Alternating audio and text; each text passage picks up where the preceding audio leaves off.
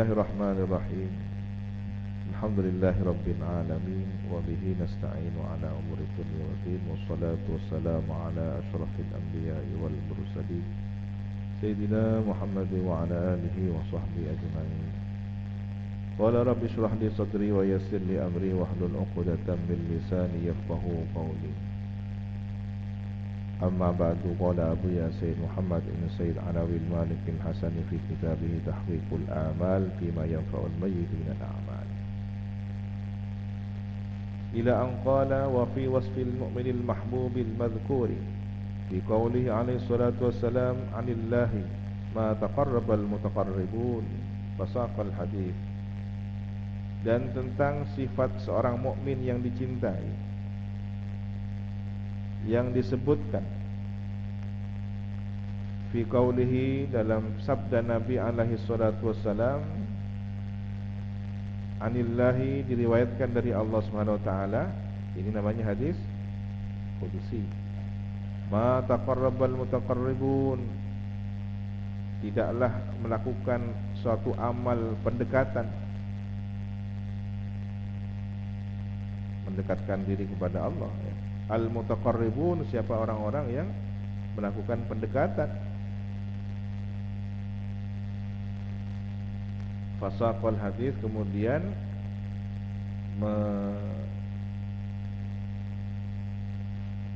membacakan hadis secara,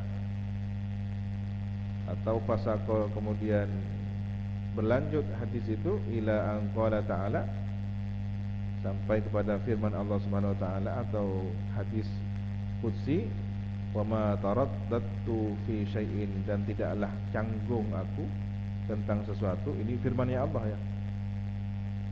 Aku tidak canggung tentang sesuatu, ana, aku, fa'iluhu, yang melakukannya. Kata Raddudi, seperti kecanggunganku fi qabdi nafsi abdi al-mu'min,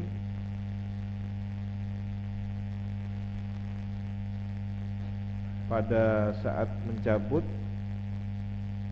jiwa hambaku yang beriman, yakrahul mauta, yang tidak menyukai kematian. Allah canggung ya, ini bahasa firman Allah ya. Tentu tidak seperti sifatnya manusia ya. Kecanggungan di sini jangan kemudian dianggap seperti canggungnya atau bimbangnya seorang makhluk ya. Tetapi di sini bahasa Allah ya begitu, taraddud. Di Allah Subhanahu wa taala menjelaskan bahwa canggung ketika mencabut diri jiwa seorang mukmin yang tidak suka mati, benci pada kematian. Dia mukmin, orang mulia, tapi ketika menjelang kematiannya tidak suka dengan kematian. Wa akrahu musa'atahu, dan aku tidak suka menyakitinya. Padahal kematian itu sakit. Nah, sementara Allah Subhanahu wa taala tidak suka menyakiti hambanya yang saleh, yang baik ini. Wala budda lahu minhu, sementara harus dia itu dari mengalami kematian.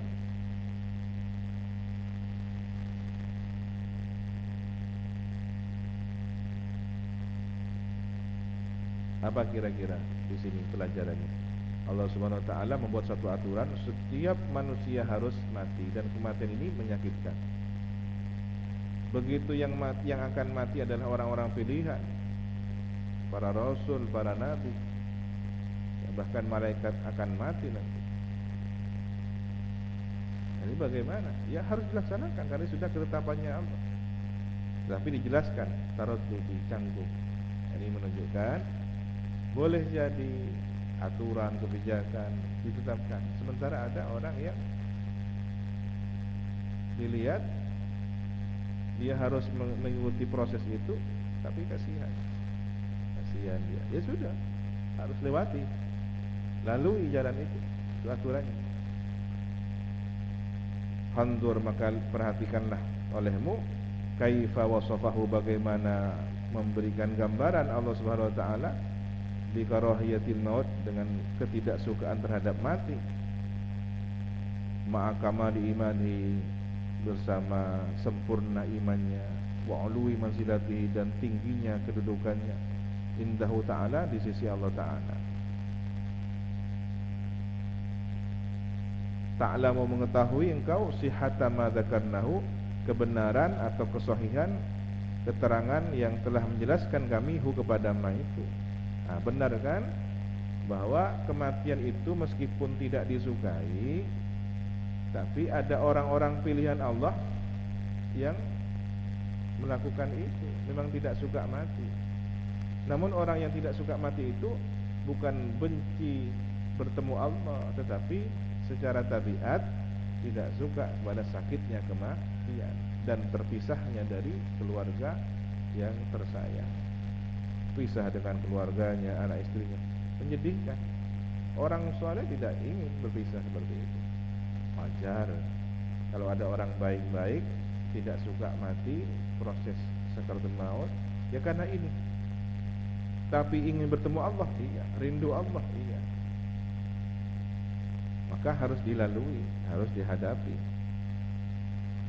Wa fi akhbari Musa, dan pada hadis berita tentang kisah Nabi Musa alaihissalatu wassalam, annahu, bahwasanya Nabi Musa latamah, menampar. Siapa Nabi Musa? Malakal mauti, malaikat maut, hina ja'ahu, tatkala datang ja'ah, siapa malaikat maut hu kepada Nabi Musa. Ini ada hadis dalam Sahih Bukhari, ya, tentang awal penciptaan makhluk. Nah, sampailah pada hadis tentang Nabi Musa yang menampar malaikat maut ketika datang liyuqbidahu, untuk mencabutnya. Ini sampai kemudian malaikat maut ini lapor kepada Allah, ya Allah, ada hambamu ketika akan dijemput olehku, ya, dijemput oleh malaikat maut, ya, tidak mau ya Allah sampai saya ditampar ini. Fa akhraja ainahu, maka mengeluarkan siapa Nabi Musa kepada matanya malaikat maut. Loh, kok bisa malaikat maut sampai keluar matanya? Di sini hadis ini sempat dikritisi oleh para ahli hadis. Tapi kan Imam Bukhari yang meriwayatkannya dalam sahihnya lagi.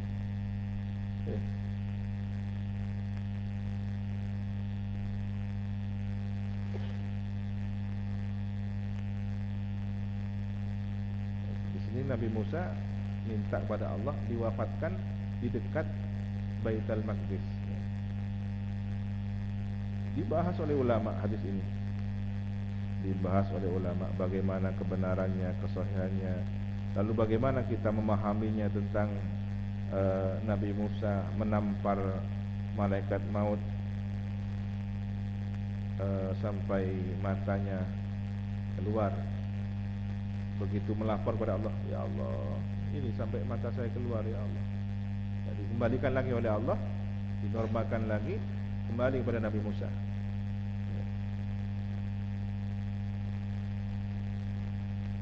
Walamma ja'u saqqah faraja ila rabbih faqala arsalni ila 'abdin la yuridul maut faradallahu alayhi wa qala irji' faqul lahu yad'u yadahu 'ala ma'tau wa lahu bikulli ma, sampai dijelaskan begini bagaimana kisahnya. Versi Imam Muslim pun ada, ya.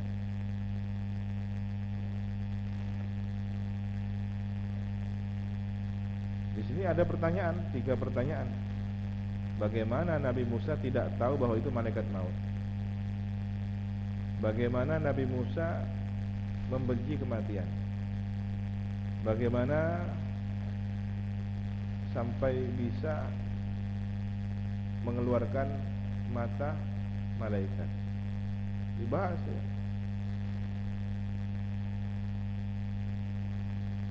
Ini orang-orang Rafidhah sempat menjadi diskusi di sini. Tapi bagaimana Ahlus Sunnah wal Jamaah?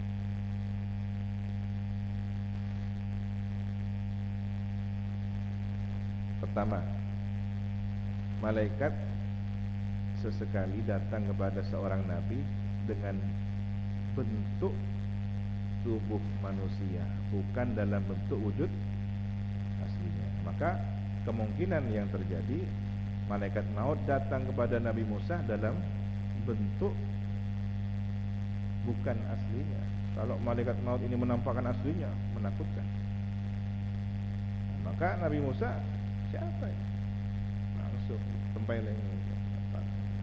Dan Nabi Musa ini terkenal memiliki kekuatan yang luar biasa. Keluar matanya malaikat maut dalam jasad manusianya, kan gitu.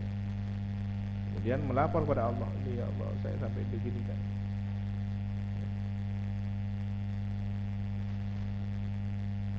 Kemudian bagaimana Nabi Musa tidak suka kematian? Ya tadi alasannya bukan suatu aib, bukan suatu celah Nabi Musa tidak suka kepada kematian. Tadi kematian itu menyakitkan, secara tabiat orang tidak suka disakiti. Kemudian itu berpisah dari orang-orang tercinta, kan begitu. Tapi bukan berarti tidak ingin berjumpa Allah Subhanahu wa taala. Nah, ini tegasnya bahwa orang yang tidak suka mati bukan berarti dia tidak suka bertemu Allah. Boleh jadi ketidaksukaannya hanya kepada proses kematiannya. Kalau setelah kematian akan bertemu Allah, ya senang. Maka dari itu ada orang yang sudah mengabaikan rasa sakit mati, rasa pedihnya terpisah dari orang-orang tercinta demi bertemu Allah Subhanahu wa taala.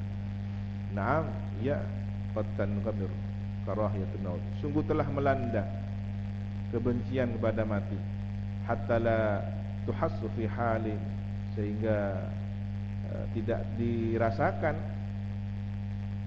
kebencian kematian itu fi halin, dalam satu kondisi, fi hali kuwatin atau fi hali kuwati isyraqi anwaril ma'rifati wal yakin, dalam satu kondisi kuatnya cahaya atau pancaran cahaya ma'rifat dan yakin. Tetapi karena kuat cahaya pancaran ma'rifat dan yakin, boleh jadi kebencian kepada mati itu sudah tidak terasa. Wa yakunu dzalika li ahli, dan ada peristiwa tersebut bagi ahlinya, orang yang ahli memperoleh kekuatan isyraqi anwaril ma'rifah wal yakin di waktin duna waktin, pada satu waktu tidak pada waktu yang lain. Seperti kisahnya imro'ah, para wanita yang mengiris jari jemarinya di saat menyaksikan Nabi Yusuf.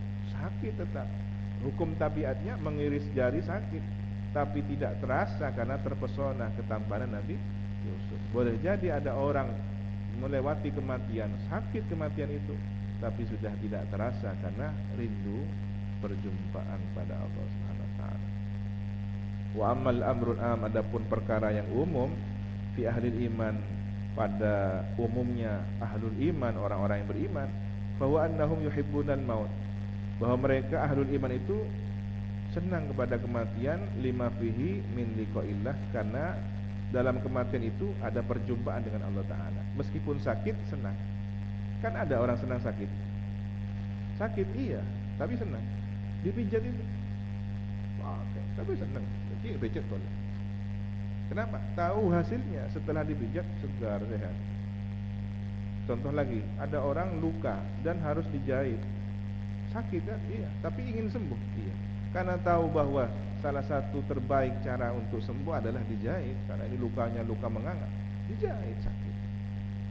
Nah, pertemuan yang indah ini harus melalui kematian. Ya mati, rindu dengan kematian, bukan karena senang matinya, tapi senang setelah kematian. Sama matinya ya sakit, tetapi kemudian dia menjadi senang kepada kematian, karena di dalam kematian itu ada perjumpaan akhir. Wal masiru ila dzaril baqiyah, dan perjalanan menuju negeri abadi. Wal khuruj minad dunya mahallil fitani wal mihan, dan keluar dari dunia yang merupakan tempat fitnah dan ujian. Jenuh di dunia, salah satu tempat untuk menghindar adalah mati, ya. Tapi bukan bunuh diri, ya. Wa yakrahunal maut bin nafsi wat, dan tidak suka kepada kematian bin nafsi, karena dirinya memang, dan tabiatnya memang tidak suka kepada kematian. Lima fihi minal alam, karena sesuatu fihi dalam ma itu minal alam berupa rasa sakit. Wa firaqil mahbubat, terpisah dari orang-orang yang dicintai. Wa kullama kana al-iman, dan setiap kali ada iman aqwa, kuat, kanatil karahiyah, adalah kebencian itu aqal, sedikit. Wa muqtadut tabi'at, dan tuntutan tabiat semakin lemah. Pada akhirnya imannya kuat, benci matinya berkurang. Secara tabiat rasa tidak suka kepada kematian juga berkurang. Kenapa? Karena imannya kuat. Wabil aks, dan sebaliknya, kalau imannya kurang, tabiatnya akan tinggi, takut mati. Semakin kurang imannya, ya tentu rasa takutnya kepada mati lebih dominan.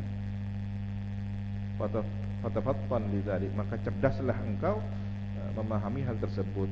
Wallahu yatawallahu dzak, semoga Allah mengurusi petunjukmu atau memberikan petunjuk kepada engkau. Amin. Wallahu subhanahu wa ta'ala a'lam bissawab. Rabbi zidni ilma, Rabbi zidni ilma, Rabbi zidni ilma. Subhanakallahumma wa bihamdika, asyhadu an la ilaha illa anta, astaghfiruka wa atubu ilaik. Wa sallallahu ala sayyidina Muhammadin wa ala alihi wa sahbihi wa sallam. Walhamdulillahi rabbil alamin. Assalamualaikum warahmatullahi wabarakatuh. Tawakkalu ala Allah.